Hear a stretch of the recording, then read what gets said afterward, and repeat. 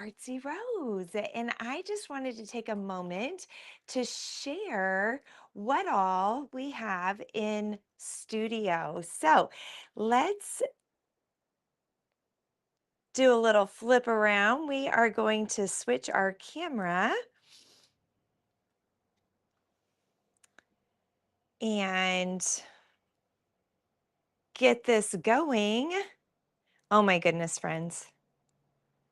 I know where the camera is, and I'm just having a brain freeze right now. So why don't we work on setting up the tie-dye, and then I'll definitely get you guys flipped around so that you can check out Artsy Rose. So usually we're just zoomed in on me or our art activity, and we're not zoomed in on, taking a tour. So we'll do that. But tomorrow, my friends, I have a tie-dye party here at the studio. We also have a slime party tomorrow, and then Sunday we have a painting party, and I just finished up a cupcake decorating party. So this is a weekend of all the parties, which is so amazing. I love having a variety.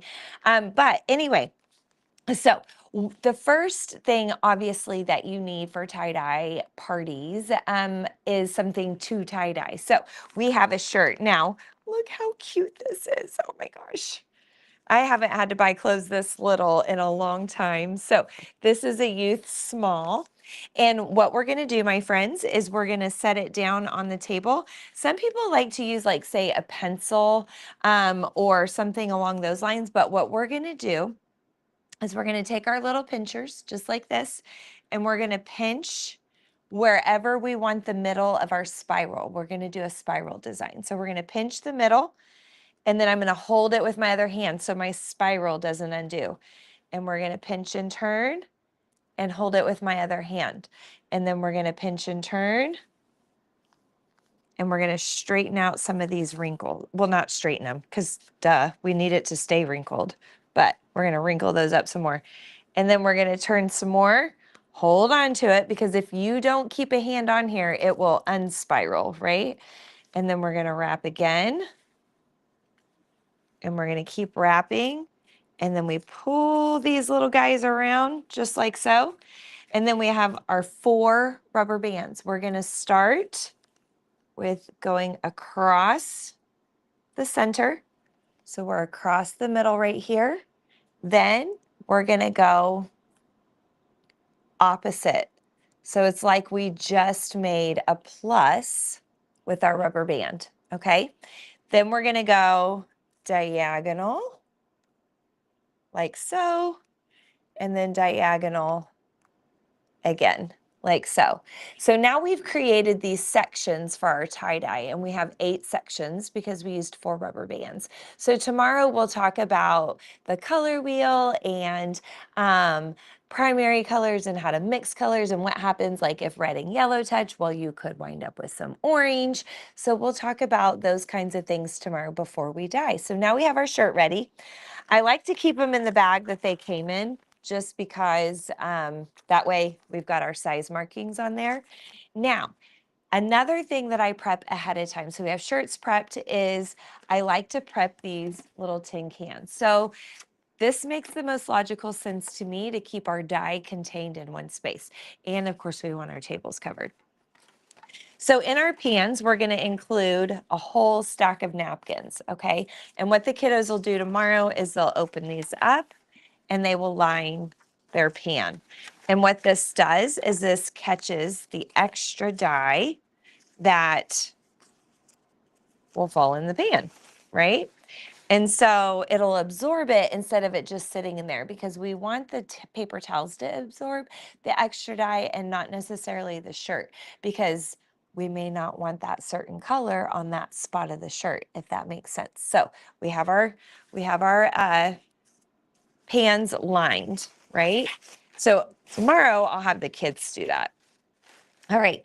We also have a Sharpie so that we can write our name on our bag. On our bag includes instructions, and we'll go over these instructions, but you know, they might forget. They're excited, they're partying.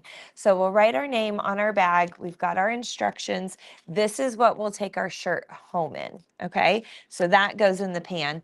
And then we also have, I bought kid size gloves on Amazon, but if these are really small guys, so if their hands won't fit in these, then I do have, you know, the adult size gloves as well. So we have those, and I have different sizes. So that way everybody's gloves are, hands are covered, and even parents cover their hands so they're not dyed the rest of the day.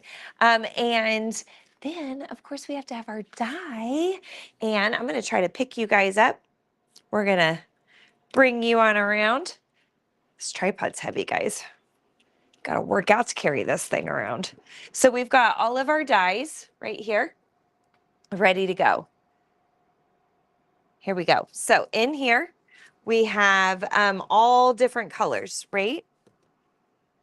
And I forgot to hit live on Instagram.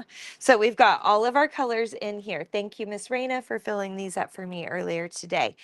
And we'll talk about, like I said, how to mix the colors, what happens when colors go next to colors, and being very thoughtful about our color placement. So we've got our dyes. We've got our extra shirt sizes right here.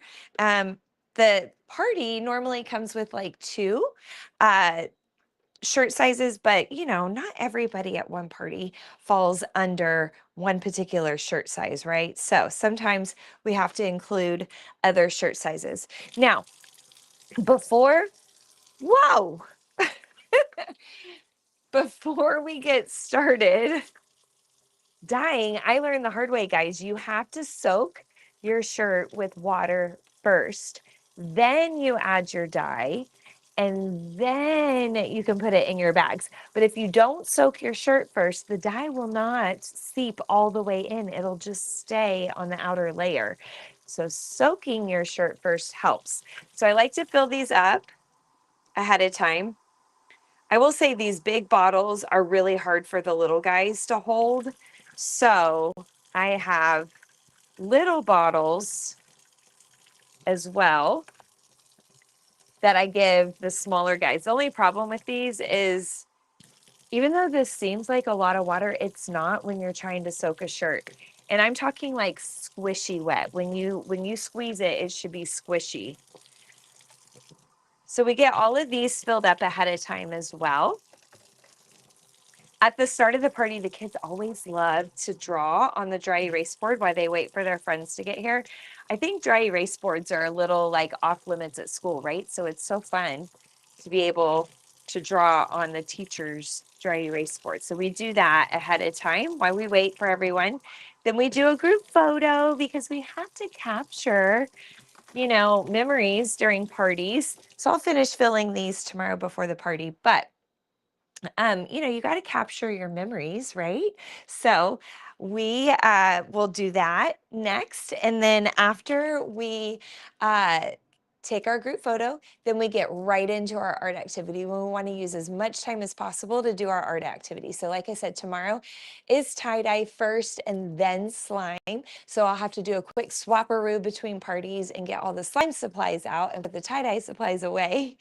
And then after we do our tie-dye, we will go right into gifts. If families choose to do gifts at the party, I write down what everybody brings, kind of consolidate into bags and make it all easy peasy. The kids sit on the carpet and watch the birthday person open their gifts. And then we come back into this party room and we do any food, drinks, or treats that they want. And I try to serve everything so that the families can just like kick back and relax, right? So I'm going to take y'all off of here because that's kind of a awkward position. There we go. So anyway, then we finish out with one more picture if we need to do one more group photo at the end. Maybe we missed somebody at the beginning. Maybe we want to show off what we made and take one more picture with it. So parties are one of my favorite things to do here. Parties and camps. I love doing camps. I love doing everything. My art lessons, my painting classes, all the things. So anyway, I just kind of wanted to show you like how I prepare for a tie-dye party because I was here preparing for a tie-dye party anyway. Now, let's see. I am feeling really silly right now, but I am trying to remember. There's so many little icons, but oh, duh. Oh my gosh, Kimberly, hit the camera button. Duh. Not that camera button. I guess right now you're on the back, aren't you?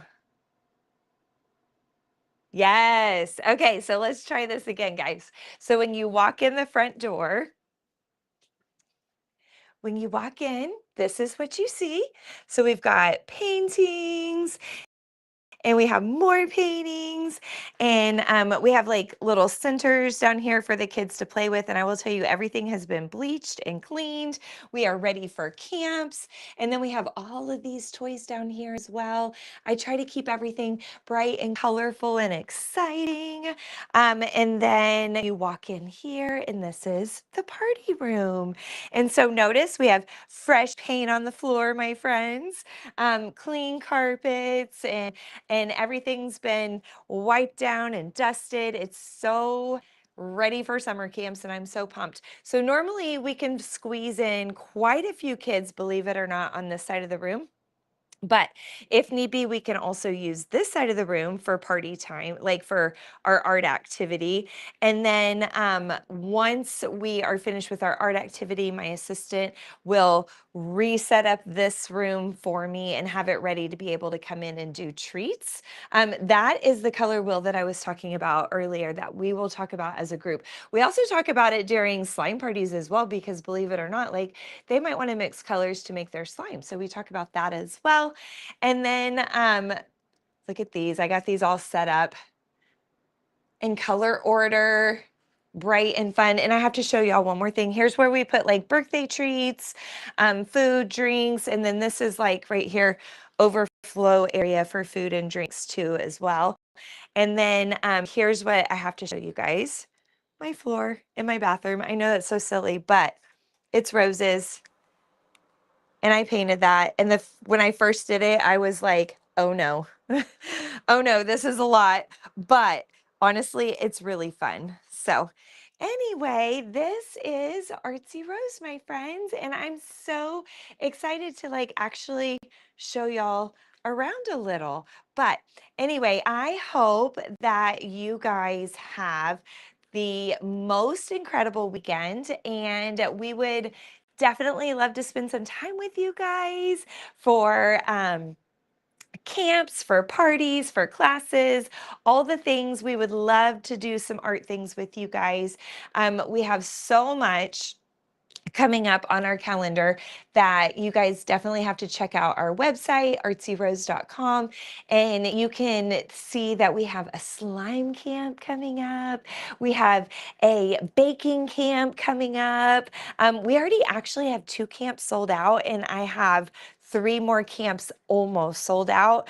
And then our other camps, you know, we're down to about 15 seats. So definitely don't want to miss out. And then, you know, our Fun Day Fridays are also awesome as well. Maybe you don't want to commit to a Monday through Thursday, but Fridays would be perfect, moms, for you guys to get some stuff done at home, or have a day to yourself, or go run errands, or whatever it may be. Send your kids here. We're going to hang out. We're going to have fun.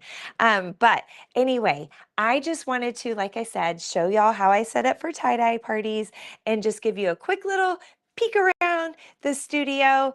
And again, send me a message if you have questions, or check out our website, artsyrose.com, and I'll be on here again soon to make some more art with you, and maybe even show you a paint party on Sunday setup. So we'll see y'all later. Have a great weekend.